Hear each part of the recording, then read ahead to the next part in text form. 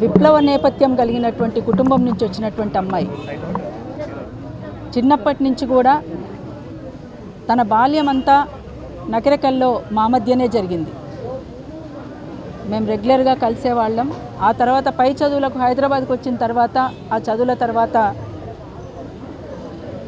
టీవీలో యాంకర్గానో న్యూస్ రీడర్గా ఆ తర్వాత రైటర్గా అట్లా తన ప్రస్థానం అంతా కొనసాగింది. తను వాస్తవంగా చాలా ధైర్యవంతురాలు.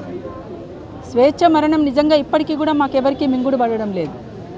ఈరోజు ఒక్క మాటలో చెప్పాలంటే అమ్మాయిల యొక్క బలవన్మరణాలన్నీ కూడా ఆత్మహత్యలు అనే కంటే హత్యలుగానే మనం చూడాల్సినటువంటి అవసరం ఉన్నది.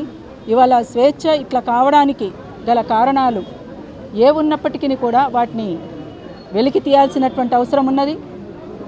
ఆ పూర్ణచందర్ అనేటువంటి వ్యక్తికి కఠినమైనటువంటి శిక్ష కూడా పడాల్సినటువంటి అవసరం ఉన్నది.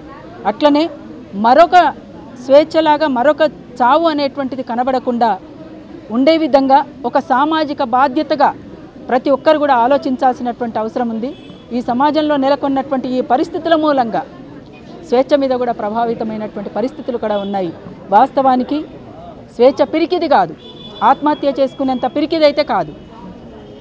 అందుకనే మాకందరికీ కూడా ఏ ఒక్కరికి ఒక్క మాట మాకెవరికి ఒక్క మాట చెప్పుకున్నా దానికి సంబంధించినటువంటి అంశంలో ఎవరమైనా సరే చావకుండా ఆపగలిగేటువంటి అవకాశం ఉండేదేమో అనేటువంటిది మాకందరికీ అనిపిస్తున్నటువంటిది. ఎందుకంటే మా చేతుల మీద పెరిగినటువంటి అమ్మాయి ఇవాళ విగత జీవిగా సరే సహజ మరణం అనేటువంటిది ఎవరికైనా సహజమే, కానీ ఇది ఒక బలవన్మరణం. ఇది ఇట్లాంటి మరణాలు మరొక అమ్మాయికి రాకుండా ఉండాల్సినటువంటి అవసరం ఉంటుంది. ఆ రకంగా ప్రభుత్వం కూడా చర్యలు తీసుకోవాల్సినటువంటి అవసరం ఉంటుందని మేము కోరుతా ఉన్నాం. జోహార్ స్వేచ్ఛ. జోహార్.